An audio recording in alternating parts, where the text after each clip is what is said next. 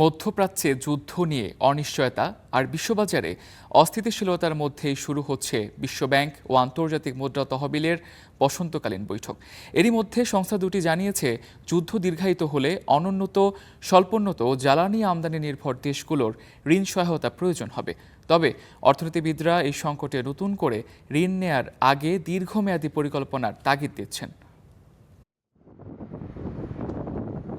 2020 সালের করোনা মহামারী ও 2022 সালে ইউক্রেনে রাশিয়ার সেনা অভিযান শুরুর পর মধ্যপ্রাচ্য সংকটই বিশ্বের জ্বালানির বাজারে সবশেষ শকওয়েভ সৃষ্টি করেছে।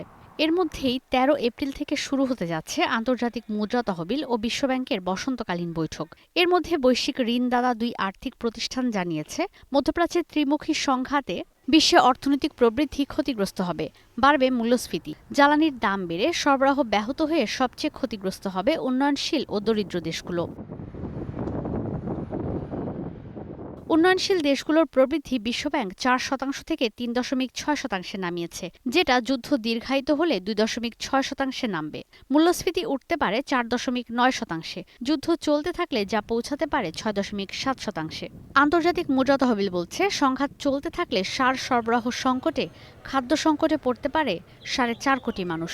দুই সংস্থাই ঝুঁকিপূর্ণ দেশগুলোকে আর্থিক সহায়তা দিতে প্রস্তুতি নিচ্ছে। আন্তর্জাতিক মুদ্রা তহবিল বলছে, নিম্ন ও জ্বালানি আমদানিতে নির্ভরশীল দেশগুলোকে সহযোগিতার জন্য আইএমএফ-এর প্রয়োজন $50 বিলিয়ন। বিশ্বব্যাংকের 6 মাসের জন্য প্রয়োজন হতে পারে $70 বিলিয়ন। কিন্তু ভূরাজনৈতিক এই অস্থিরতা আরও জটিল করছে যুক্তরাষ্ট্র, চীন, রাশিয়া, এমনকি G20-র মধ্যে ভাঙন।